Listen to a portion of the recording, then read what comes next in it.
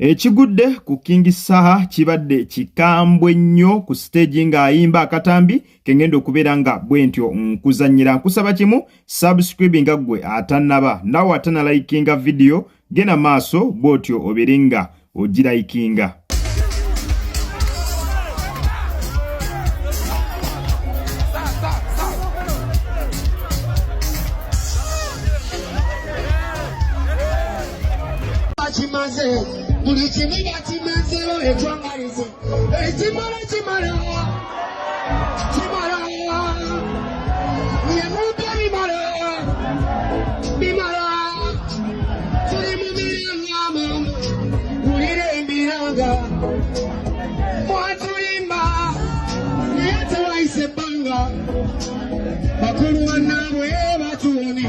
Batugamba nti abasajja bekyanga bannaabwe batuuninga, batugamba nti abazeeyi bekyanga bannaabwe batuuninga.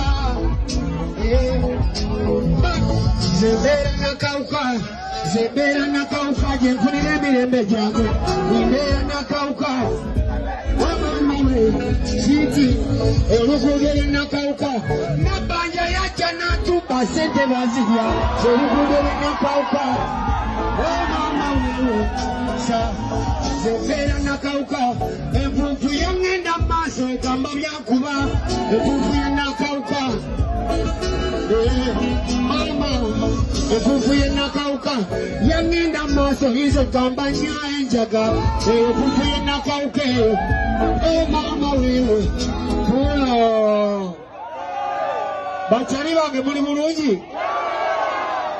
Nze mbeera nakawuka ekigudo ekisinga bubi mu Uganda, sente bannabbanja banzirya tenetukkiriza.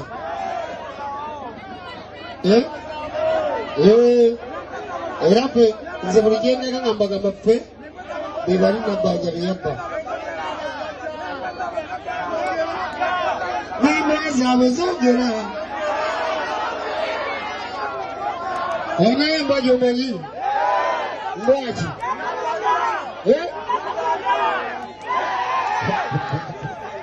Onagimanyi nawe olinayo embwa gy'omanyi lwaki?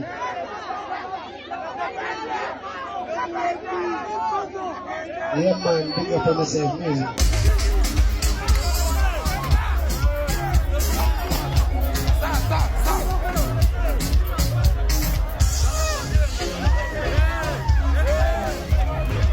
Abuterevu nnyo embeera yo bwetyo bwe yabadde. Omukulu King Saha olunaku olw'eggulo yabadde yibanda gye yabadde agenza okubeera nga mwanatu apafominga. Kiraga nti show yatandise bulungi era yabadde etambulira ddala bulungi nnyo nga bw'okiwulira. Naye olwatuuse ku paati eri eya politics mbw abantu abamu ne baagala okutandika okukolawo akavuyo. Nga bw'obimanyi we yatuuse ku paati ey'okulabisa ey'okuzoganya mwenna mumanyi bulungi ye bwe kituuka mu nnyimba ezizoganya gavumenti azirina ate nga mpitirivu. Kakati we yatuuse ku paati eyo ezoganya, abamu ku bantu ababadde mu audience mbu ne beekyanga ne baagala okukolawo embeera y'akavuyo. Naye nga bw'omumanyi ye ebintu bye mukwata mpola ate musajja mugezi nnyo, yatambudde n'abalekera omuzindaalo n'abaviira. Naye nga mwabaddemu abatonotono abadde baagala oleeta akajagalalo n'okuleeta olutalo.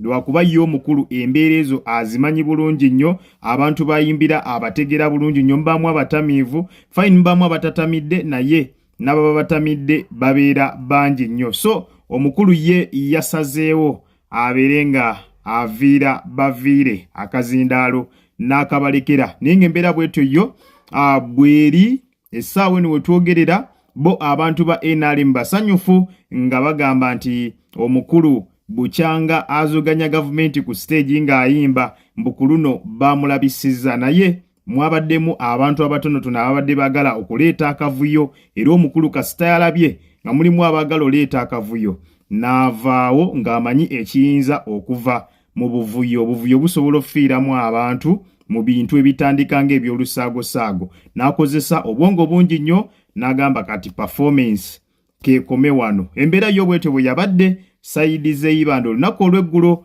King Saha gye yabadde agenza okubeera nga mwanatu aperforminga. Kale nzikiriza nkwongereyo n'akatambi katono nnyo naye nga subscribe nga gwe atannaba, naawe atannaba kulikinga video, genda maaso bw'otyo obeere nga ogirayikinga.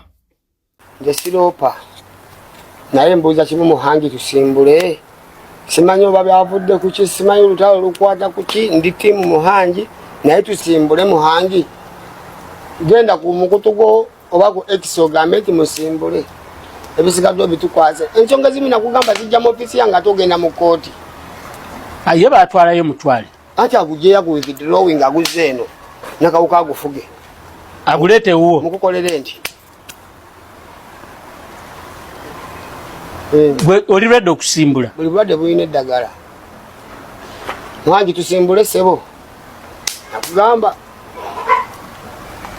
tewampagira mu lutalo olwo nga tokimanyi kati wuuyo sikawuka kaali kalumye munno bagaba kya sikawuka kaali kakulumye bw'okalaba odduka ate balina kikiba olugero lugamba nti luba luluma engero nnyingi awo ezeetambulira kantu ako sekampola nga munno akola ki okaba mpola nga ewagundi bafiiriddwa. Terevu nnyo oyo nno ye muyimbi King Saha. Kansubire mu bigambo bye osobodde okubeera nga mwanatu bw'otyo omwewulirirako. Kakati nga bwe tukimanyi waliwo ensonga ezigenda mu maaso mu makkati ga omuyimbi Bebe Cool n'omukulu comedian Alex Muhangi. Kakati ensonga ezo gye zaatandikira mwenna amumanyiye, ensonga zaava mu kusasulwa. Omukulu Bebe Cool yagenda ku comedy store okubeera nga aperforminga, naye we yatuuka wali nga bamugamba tewali ssente, tebamuwaddeko deposit, atuuse mu kifo ate ne ssente tebamugambye teziriiwo. Kati mu mbeera eyo omukulu Bebe Cool yanyiiga nnyo ng'agamba bano abantu bamanyi Bebe Cool mazima ddala, nze nga ndi muyimbi w'amaanyi, nga ndi legenda, luntambuza otya n'oŋŋamba nti temuyinaawo yadde 10 ate nga mbadde nzize kubeera nga mpafominga. Bw'atyo Bebe Cool ensonga yazongerayo n'azitwala mu kooti, era ng'essaawa eno we twogerera omusango guli mu kugenda maaso. Omukulu Bebe Cool yawawaabira omukulu Alex Muhangi. Kakati nno we twogerera King Saha yagambye olutalo balumuwe.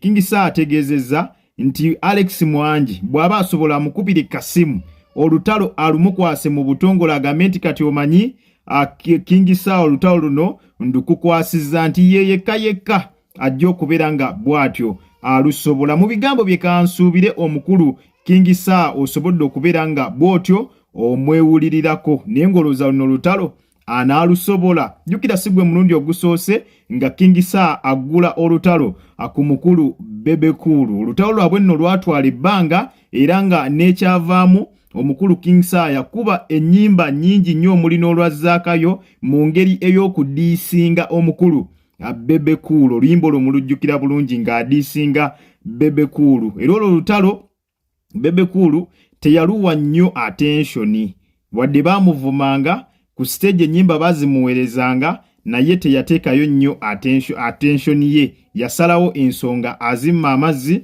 era azeesonyiwe. Naye nga kinajjukirwa nti olutalo olwo omukulu Bebe Cool ye yalutandika. Okuva lwe yagamba nti omukulu akozesa ebiragalalagala ntegeeza King Saha, Bebe Cool yategeeza nti King Saha akozesa ebiragalalagala nti era bye bikyamusumbuwa mpaka ne kati. Kakati ekyo kyajjako nnyo King Saha waya n'abeera nga bw'atyo atandika okumuyimbira ennyimba ezimudiisinga, atandika okubeera nga amuvuluga ku buli interview gy'akola. Kakati bw'atyo King Saha avuddeyo n'ategeeza nti ne luno Muhangi yandibadde mugezi n'alumukwasa nti ye ensonga ajja kubeera nga aziggusa bulungi nnyo era olutalo bajja kukomekkereza nga baluwangudde. Katulinde tulabe wa gye binaggwera ku mukutu Jika Media. Kubadde nkusaba subscribe nga gwe atannaba, naawe atannalikinga video, genda maaso bw'otyo obeere nga ogimpeera like, yitira mu comment section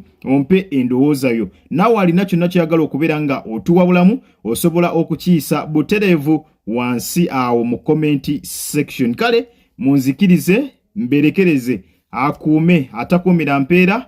Mweraba.